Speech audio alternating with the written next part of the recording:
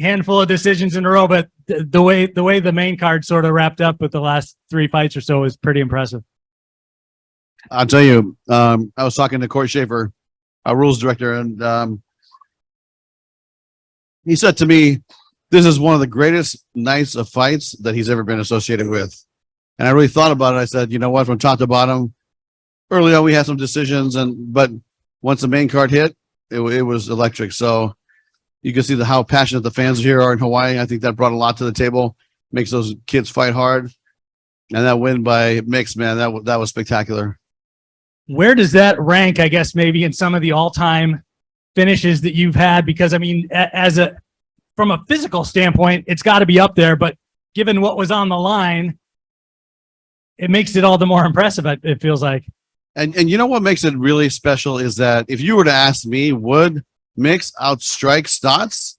I would think maybe not. Once you got him on the ground, maybe he could do his thing.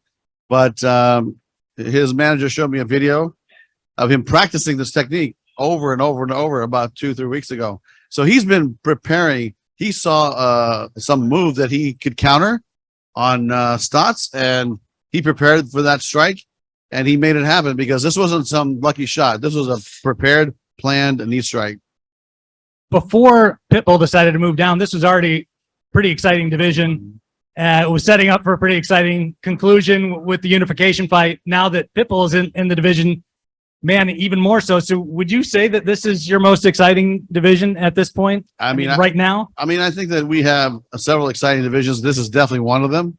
And I think that Pitbull, when he fights Pettis, is going to be spectacular in June.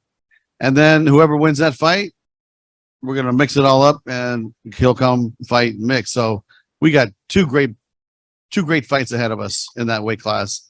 But man, I love Sabatello. I love Stotts. There's so many talented kids in that division that we're going to be able to mix it up a lot. And so this is just, to me, the beginning of what could be another great division to run for all of next year in 24. Well, it feels like you get the double whammy because they're talented and then they're also entertaining and they have the personalities to sort of match what they're doing in the cage too. Yeah, I mean, Stotts is awesome. Him and Sabatello had a great, build up to their fight. Great fight, great close matchup. This was really, to me, spectacular. I mean, I said, Patchy, that's the $1 million knee. You have the $1 million knee shot now. And that I don't even know how many seconds in the first round there was. It was like, what, 45 seconds? Or minute and change, maybe. Change? So, let's talk about Ilima and that fight. Close fight, obviously very, very competitive. Most people seem to be unsure who was going to get their hand raised at the end of that one. And as it stands now, it sets up sort of that fairy tale storyline that everybody's kind of been talking about, Ilima and Liz potentially. What do you do now with that division? Because the thing that Alima's pushing for, and I think we talked about it the other day, she would really love for you guys to do a 125-pound women's tournament and see it all play out that way. I mean, she feels like that extends her career a little bit. I mean, I think the first step is for her to fight Liz Carmouche. That's like top priority. By winning this fight against Watanabe, who was, extremely competitive, skilled. A lot of folks thought it could have went either way, and it was a tight fight. But getting the decision puts her right in the sights of Liz, and we got to do that fight. Do we do it here? I don't know, because the Blaisdell is being closed for remodeling.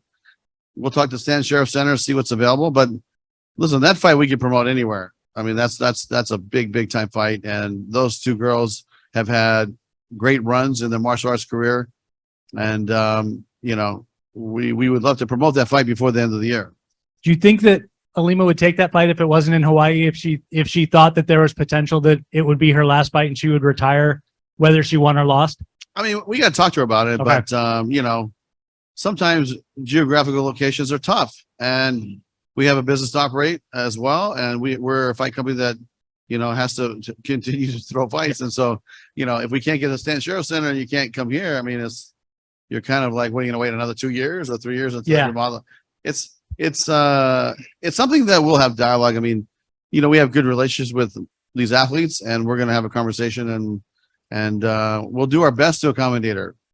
That's what I'd say. Sure. Talk to me about Yancy Medeiros. He's a guy who you guys signed last year, had some struggles, got released from the other organization, came on with you guys, put on an exciting fight a year ago, and then obviously has, you know, pretty thrilling finish tonight in front of the home fans. I guess, how happy are you that the timing was right for you guys to be able to bring him on, and that it sort of worked out the way it did? Yeah, I mean, listen, the kid's talented, but don't forget, Yancey fought for Strikeforce. Sure. Yeah. Before So he you went knew to him the- forever. Yeah. Yeah, we fought. He's been around a long time. Yep. And we've had a relationship with him for a long time. And I think he wanted to come back. And you know, it's his career. It's he's not in the first quarter of the game, but to put on fights like that, and you saw how passionate the fans are for him here. I mean, he's gonna have. I think he's gonna have another run at you know, trying to get up and move up in the rankings. And let's see how he does. Yeah. I was going to ask if you thought that maybe this is a chance for him to have a kind of a career resurgence over here with you guys. Yeah, I would love that. I mean, listen, it's happened before. I mean, we've developed and had rebuilt careers of many great fighters. I don't want to name them all, but some of them that are, you know, having big fights and still fighting and competing today. Scott, you've been a part of martial arts for most of your life. So I imagine when you see fighters fight, you have an eye for talent. And I wanted to ask about Sumiko Inaba. What, A, your thoughts are as a martial artist, and B, toward the business side. She fought a step up from that most people don't realize. Vita Ortega is very tough, but do you see her taking even another step up, maybe more prominent places on the platform? What are your thoughts? Yeah, you know, I feel like she's extremely talented. She has a lot of a big future ahead of her, and you know, we're gonna sit down, talk to the fight team next week about when we fight her again and where she fights and who she fights. But you know, she showed me a lot today. Fought a seasoned veteran that's been around, had many fights, a lot more fights than her. Great striking ability, and the fight didn't go to the ground as far as I can recall. But I'm sure she's working on that too. So, to me, the sky's the limit. She's young, she's athletic. I think she could be a problem for a lot of people in that weight class. Absolutely. And last one for me, you can't make too many decisions on the night of. Obviously, you don't have these answers as far as dates for when you're coming back next. But speaking of Inaba, speaking of Macfarlane, and the crowd that you already cited, do these things play a factor in your guys' decision making and perhaps maybe speeding up the process of coming back here? I mean, traditionally we've done one event a year in Hawaii, and the two events, the military event and first responders event, and then we've done the fight on Saturday night for the general public. That's kind of been our business cycle once a year. But listen, you don't have to ask me or my staff to come back to Hawaii. You know, you don't have to ask us twice. Believe me, it'd be fun. It'd be great. My staff loves it. Everybody loves it here. The guys in the production truck were already booking travel. And I said, hold on, let's hold on, boys. Just wait a minute. But you know, it'd be fun. But we, you know, like I said, we have a lot of dates ahead that we have already scheduled, and we have a lot of dates that we have scheduled that aren't even announced yet. So, you know, we're kind of busy at the end of the year. If this fight could fit, you know, could we talk to the stand sheriff and maybe, you know, get a date? We'll see. But it's been difficult getting a date over there in the past. So, you know, we'll see. Hi, Scott. Brian McInnes with Spectrum News Hawaii. I was actually going to ask you a follow-up about the stand sheriff. And yeah, if there had been past discussions or where those have ended up, how far those might have gone, if there's any more you can add on that. So yeah, we met with them about, I would say pre-COVID, we met with them just to have a conversation and see if it was possible. They have so many, you know, volleyball games and basketball games. There's a busy venue, much busier than I thought. So it was tough getting a date that worked. And, you know, it's a nice venue. We'd love to have a conversation. Listen, the Blaze has been a great home to us. We love it here. This is where all the great fights happened for the last 20, 30 years. I mean, when I think about MMA in the 90s, Super Bowl, I think of Rumble on the Rock. I think of, you know, Icon Sports. I think of Dennis Alexio when he fought here in kickboxing back in the day. I was here. I saw it all, man. This is like, you know, the Mecca, right? This is like Lumpini Stadium in Bangkok. This is like the old Yankee Stadium. You know, this is the place where all the great fights happen.